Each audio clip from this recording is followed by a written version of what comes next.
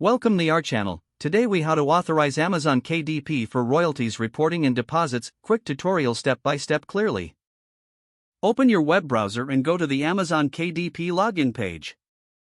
Enter your email and password, then click on the sign in button. Once logged in, navigate to your account settings. Look for the section labeled Payment Information.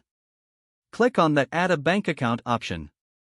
Select your country from the drop-down menu. Enter all required bank details in the provided fields. Make sure to double-check your account number and routing information for accuracy. Next, find the section for tax information. Complete the tax interview process, ensuring all necessary information is submitted. After filling in the tax details, save your changes. Return to the Payment Information section to verify that your bank account appears correctly. Now, locate the Royalty Payments option.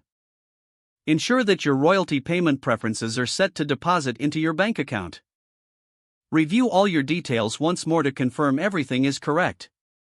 Click on the Save Changes button at the bottom of the page. Congratulations, your Amazon KDP account is now authorized for royalty reporting and deposits.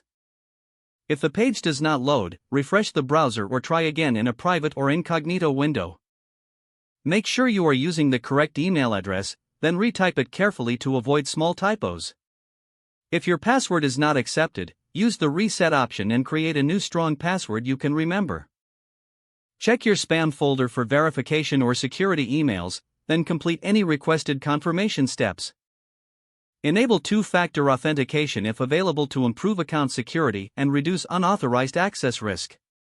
After signing in, review your profile details so your contact information and settings are accurate and current. If you see an error message, note it down and try again after restarting your device and internet connection.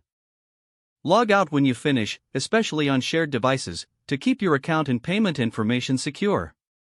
If the page does not load, refresh the browser or try again in a private or incognito window. Make sure you are using the correct email address, then retype it carefully to avoid small typos. If your password is not accepted, use the reset option and create a new strong password you can remember. Check your spam folder for verification or security emails, then complete any requested confirmation steps. Don't forget to like this video and subscribe to our channel for more step-by-step tech guides.